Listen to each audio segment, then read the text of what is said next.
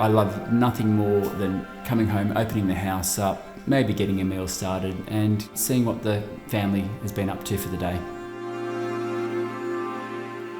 Hi, I'm Rochelle. And I'm Matt. We're the owners of Courland House and also the directors of Secret Gardens. Our home is situated about 4 blocks back from Coogee Beach, and we're essentially at the bottom of a steep valley. It's discreetly tucked behind a weeping myrtle, so even before you arrive at the gates, it feels expansive, it certainly feels unique, but what really leaves the lasting impression on all of our guests is that connection with the outdoor space and that beauty that's been created and how the two work harmoniously together, the architecture of the home and the garden, and one makes the other shine.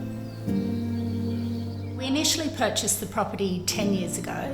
So when we moved in, the first stage was essentially putting the pool in and replacing the garages at the front. And then we renovated 2 years ago to really change the house to suit what we were trying to achieve, which was a house for young adults. And we knew that we had the skills and the desire to turn it into something really unique and create our own secret garden, but close to the coast, close to the city, and it was really going to offer everything that our family needed.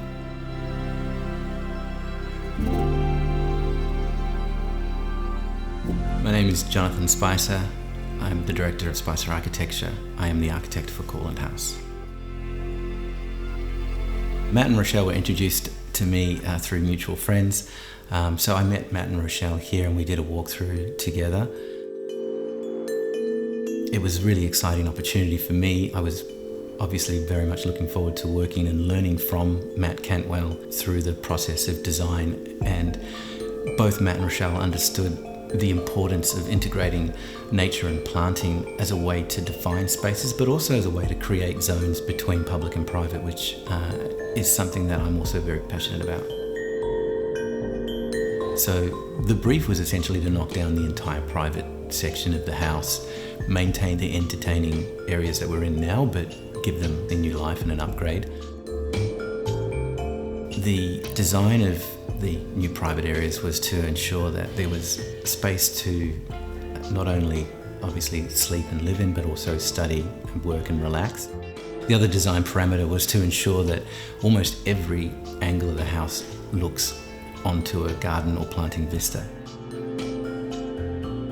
Clearly the garden aspect of this project was really important given our occupation, but it was also important because of the nature of this site. It is unusual proportions, this block. It's essentially 70 metres long and 9 metres wide. So it was really important with those proportions to ensure that we were connecting with the greater landscape and neighbouring trees and gardens, and just providing that really important connection with the natural aspect.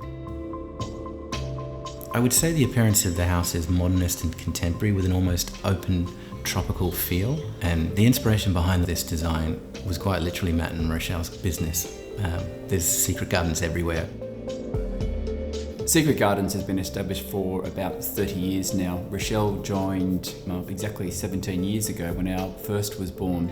Clearly she has a different skill set with a business background, but also a deep love for design. And so it's been a really easy working relationship, not just at work, but at home as well.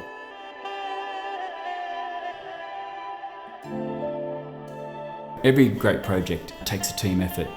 Obviously the working relationship between Rochelle and I, with Jonathan, our architect, our interior designer, Trudy, and Darren from Pride and Passion was absolutely amazing throughout the process.